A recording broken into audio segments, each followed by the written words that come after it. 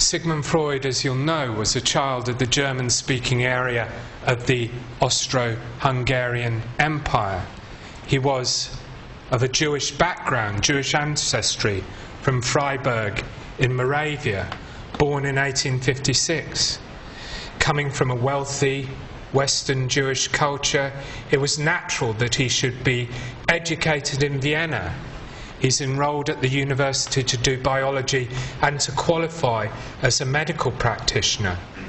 Increasingly during that time, he focuses on neurology.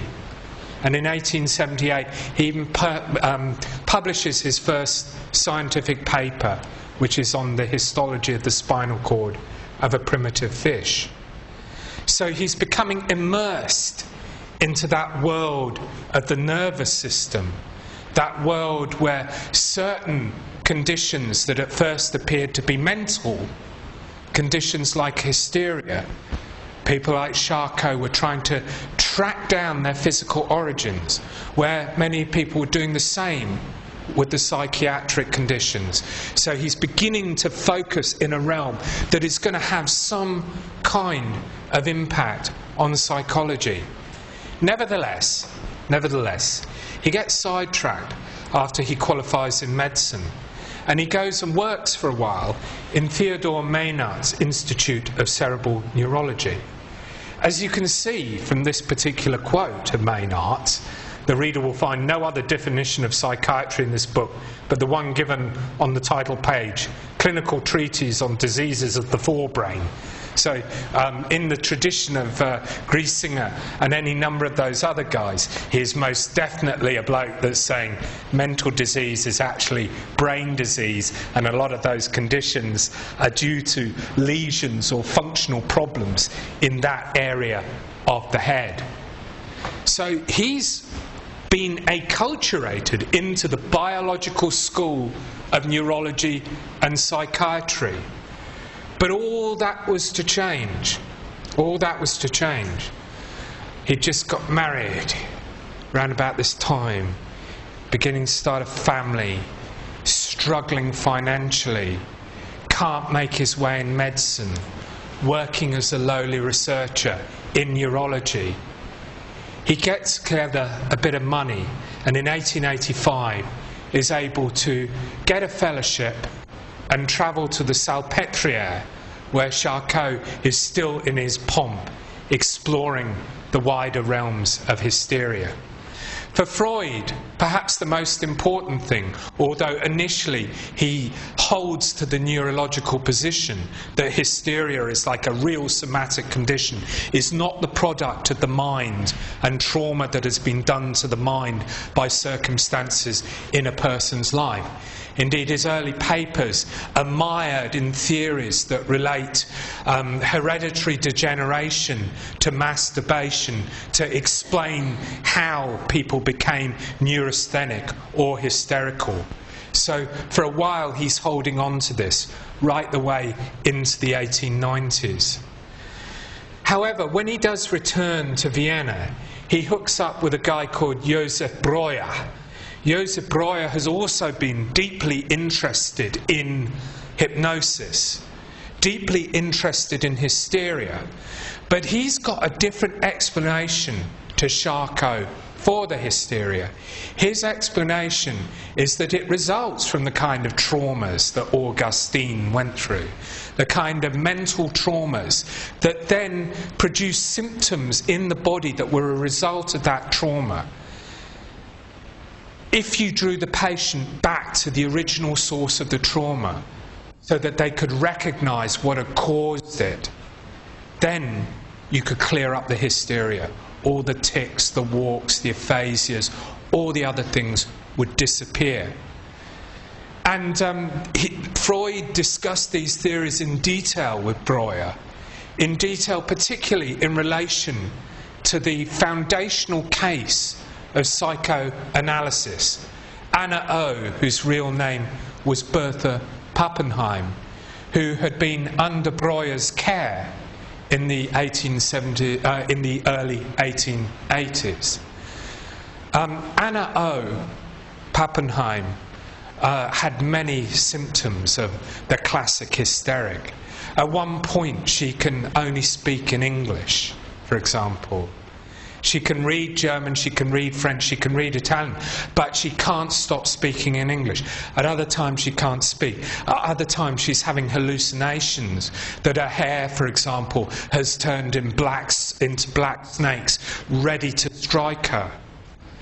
And what Breuer did with Pappenheim, with Anna O, was he went through all of her past memories, using hypnosis, trying to track down the very point at which each of the physical tics, each of the physical manifestations of the hysteria occurred. It was a phenomenally lengthy process, and eventually he was able to track it down to a point in a period when she'd been looking after her dying father. Something minor had occurred which had tripped her over into this hysteria. And Breuer claimed once this had been recognised, all the symptoms abated, all the symptoms went. Now this is where we start falling into difficulty, because on the face of it this is a beautiful idea, and psychoanalysis, the psychoanalysts trumpet this case. They trumpet it the next 100 years as being the foundation, the demonstration that their therapies are the ones that are going to work, albeit that it took months and months and months of thousands of hours to get to this point. Now, it has to be said, Breuer was treating her with morphine as well, which she became addicted to. So this was the foundational case. The success of this built the edifice of psychoanalysis. And yet research done about 15 or 20 years ago revealed that this was far from the end of poor Anna O's pathology. A couple of months after she had left Breuer's care, she was back in an asylum and was in and out of asylums for the next few years, suffering from very similar forms of hysteria and mental illness. Makes you think, doesn't it? This is the foundational case. And yet when it was scratched below the surface, it seemed to have not done what it said it was going to do. She herself had called what Breuer was doing the talking cure. Breuer uncovered the repressed events of Anna's past, the symptoms disappear. Freud himself ties this to his emerging ideas about the role of the unconscious. And then on the back of this and a number of other cases, he develops what is famously called his seduction. That should be seduction theory, not subduction. Seduction theory. Basically, by the 1895, Freud was prepared to stand up in front of his fellow neurologists and psychiatrists in Vienna and say to them, no holds barred, no smoothing over the water, that all mental trauma was the product of sexual abuse, real sexual abuse. He said it in a paper in 1895. That was what he got round to, believing that the patients that he was seeing had suffered from real abuses that had resulted in trauma, particularly at the time of puberty. And the result of that was hysteria and other forms of neuroses. It was an incredibly bold move to make this. Vienna is a phenomenally respectable place. Phenomenally respectable. And here is Freud standing up, saying that his clientele, his patients, have been abused, often by their families. This is not a good way of marketing your services. What respectable father would send his daughter to see Freud, who's then going to discover that her hysteria is the result of some form of abuse? It is not a great recipe for professional success. On top of which, Freud had rapidly come to realise, particularly in his conversations that almost formed a kind of analysis with his friend Wilhelm Fleiss, that he himself was experiencing forms of hysterical reaction. And he knew in his own heart and his own mind that he hadn't been abused. So the twin poles of Viennese respectability and his own experience of his own psychological problems led Freud to abandon that theory in 1897, probably a wise move, and pursue an altogether more esoteric, complex set of ideas about the way that sex and libido related to the development of mental problems, hysteria and the neuroses. There we go. Maybe it is called subduction theory. I was sure it was seduction theory. Can someone look that up for me? Just find out if I'm talking rubbish. It could be subduction, I don't know. It'd be nice to clarify that one. The place that Freud then went was to his theory of infantile development. He's listening to his patients. He believes that their neuroses are the result of repressed memories of traumatic events that occur during the development of the infant and child. Traumatic events that related to their sexual development but did not relate to them being sexually abused. And he mapped out his famous psychosexual infantile stages.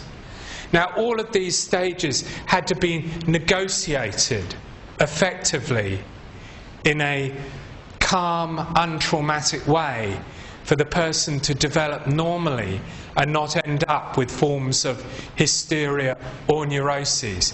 You had to negotiate these stages without some form of trauma occurring. He notes the oral stage, the baby at the breast from birth to 18 months. The anal stage from 18 months to 3 years old, the phallic period, the Oedipus complex from 3 to 7 years old. I didn't believe in that until I had a son. I didn't believe, but I had a son, and from the age of about 3 to 5 he was beating me up and so. I thought, maybe he does have the Oedipus thing going on there. Hopefully he's negotiated that stage all right. Latency, when the kind of ideas about sex are suppressed. Then Oedipus 2 at puberty. This time it's more nasty. And then the genital phase from puberty onwards. So you had to negotiate all of those stages without some form of trauma relating to your genitalia. And if that didn't occur, then the likelihood was you were going to get stuck at that stage and express things in later life. For example, the anal phase famously is his belief that some children like to hold their poo in too long, and they keep holding it in for pleasure. They're not disciplined properly on the potty by their parents. Seriously, I mean, this is where it becomes... Sorry if there are any people from the Germanic area in the house, but the Germans are interested in regular bowel movements, and clearly this was one of the things that was shaping Freud's ideas. And so this in later life, that desire, not being able to shit properly at that age, resulted in you becoming fastidious, finicky, Virgo-like. Would that be right? I don't know. That's being unfair to Virgos. As someone that was obsessively, almost compulsive about keeping everything in order. And that was what he believed the connection was. Someone that was anally retentive would end up being Tristan. Well, that is exactly why we describe... would you describe Sheldon from The Big Bang as being anal? He seems to be quite... not negotiated his anal phase particularly well, and his mother would probably agree with that. That's the realms of sitcom. Now, the important thing to remember about this, and something that people really forget, is that because we think of Freud as being the architect of this psychology, because we think of Freud as being someone that's interested in the psychogenesis of particular problems, the problem not being somatic if you have a mental illness, the problem being located in the mind itself, we forget that he was deeply interested in biology and was in reality nothing less than a rampant Darwinian. In some respects, he was the first evolutionary psychologist, if you didn't want to label Darwin as the first evolutionary psychologist, because he believed that these phases were a direct result of our evolutionary inheritance. Has to be said as well that Freud was a bit of a Lamarckian too. You can get that in, but then, as I said in an earlier lecture, who wasn't? No, apart from the Mendelians, just about everyone was a bit Darwinian, bit Freudian. So the Freudian mind that emerged out of these models, the Freudian mind consisted of three parts that worked together. The first was the id, your animal drives, the things that you shared with the rest of the animal kingdom from common descent. I think that we can see in Louis Stevenson's Dr. Jekyll and Mr. Hyde, here we have the id incarnate. Whatever it was that Dr. Jekyll had drunk, Mr. Hyde's animal instincts fly out of him and he becomes this other creature.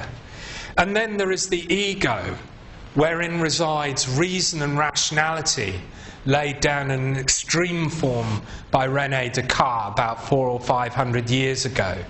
This is the rational part, where we make rational reasoned judgments.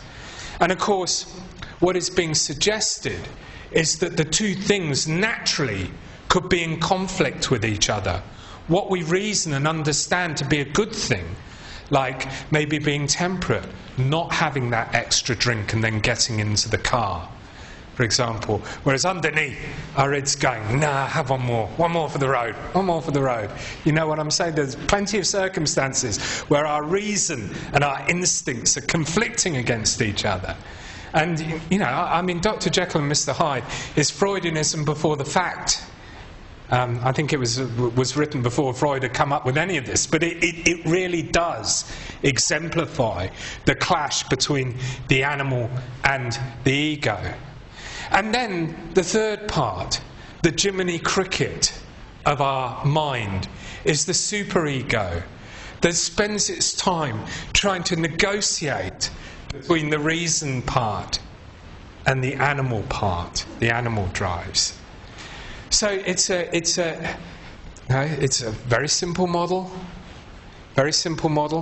but it's underpinned by notions of Darwinian evolution, with its Lamarckian variant thrown in there as well, and could end up being quite pessimistic, because clearly, if you don't negotiate those stages very well, and it impacts upon the superego's ability to negotiate between the id and the ego, then there's not really a huge amount that you can do about it.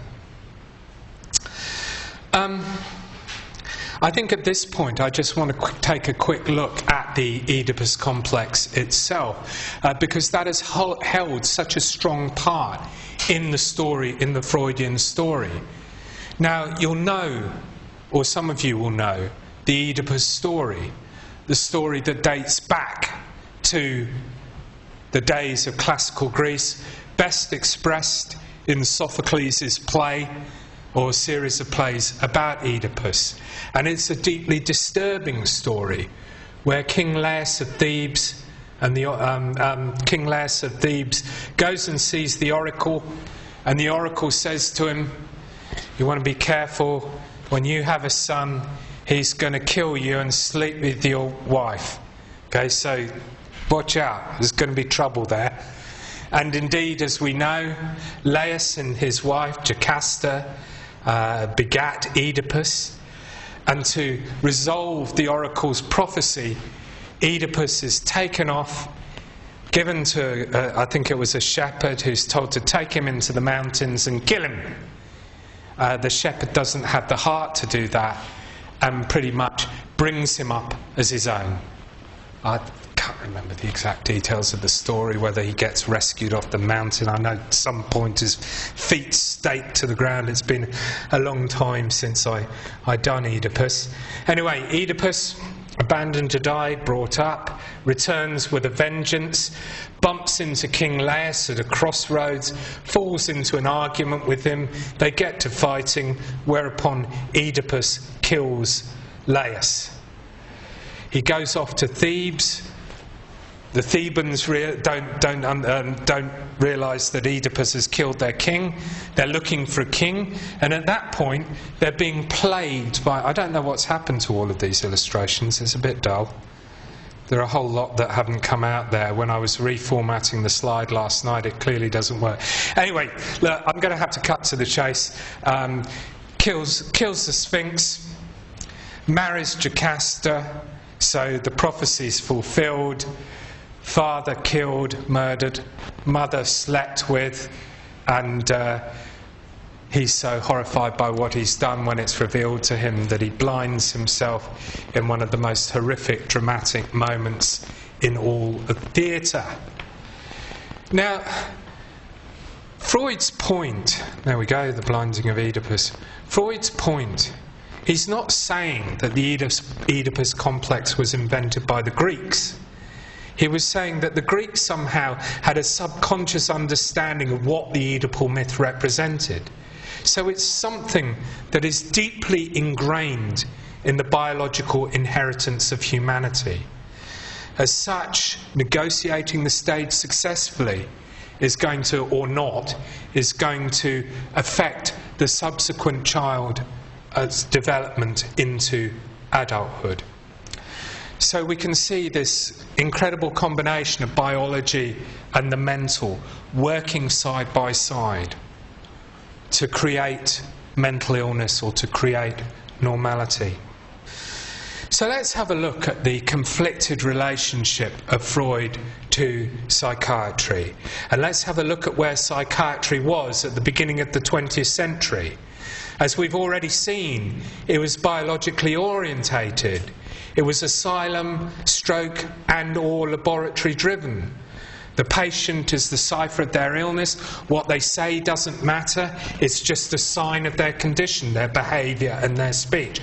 Just a set of symptoms to point you in the direction of whatever condition it was you were going to be diagnosed with. We have two main psychiatric realms, domains, kingdoms, conditions, the psychoses and the neuroses. Freud himself is only interested in the latter category, which includes hysteria and neurasthenia, and the problems that they relate to the nervous system and the mind. But it has to be said, many others, saw potential to stretch it into the psychosis. And having said that, when you actually look at the patient reports, what he's done, when he's writing up afterwards, that he eventually publishes, the case reports of the people that he treats. There are not that many of them, but they're very, very long indeed. If you look at those, someone like Anna O, she was hallucinating. She was having delusions. In the modern world of the DSM, they'd have probably come up with either a bipolar or a schizophrenia, one of the subsets of that. So what he thought was neurosis or hysteria, when we look at it in retrospect, it's got all the hallmarks of psychotic conditions. So I think it's very hard to actually make that kind of judgment. So what is it that Freud's offering? He's offering a new way of conceptualising mental breakdown and nervous disease. He's offering that way out of the asylum for institutionally bound psychiatrists. And he's providing a biological model without biology, as well as these new therapeutic techniques that were deployed in terms of talking and time. In terms of the reactions to Freud, initially, there's an enormous amount of resistance. For example, in the UK, before the First World War, there are very few people like Ernest Jones who take it up. And Ernest Jones gets into the talking cure business very early on. And then, like rather a lot of psychoanalysts, as Freud points out, he gets into a scandal. Call it transference, call it exploitation, call it what you will. There was an allegation of abuse of one of his slightly younger patients that meant that he had to hot-foot it to the USA to continue his explorations in psychiatry. I'm afraid there's a rather large number of these cases, including Jung himself, as portrayed in A Dangerous Method, only it was much worse than that. It's only in the 1920s in the UK that it starts getting taken up with any degree of vigour after the First World War, and we see that in the institution of the Tavistock Institute in the 1920s that becomes the major UK centre for developing and promoting psychoanalysis. We see a similar process in Australia. France, they just ignore it. They've got their own traditions, their own way of thinking about the mind, their own people that they call upon. It's going to be a while before France really takes it up. Some would say as long as after the Second World War. Freud himself starts to gain a foothold in the USA. He goes and visits it in 1910. It has to be said he didn't rate the States very highly, but the States rated him quite highly. Nevertheless, there, as we've seen in some of the cases that we've looked at in previous weeks, the biological tradition reigns supreme until the Nazis occupy Vienna, take over Berlin, control the German lands, force anybody that's Jewish that can get out to get out. And we see a mass exodus of people that have been part of the psychoanalytic tradition going from Vienna to New York in particular. Freud himself didn't take that route. He preferred to go to London, where he died in 1939. And it's only after the Second World War that it really becomes the dominant area of psychiatry in the USA. That is a trajectory I want to talk about in more detail when we look at shell shock in a later lecture.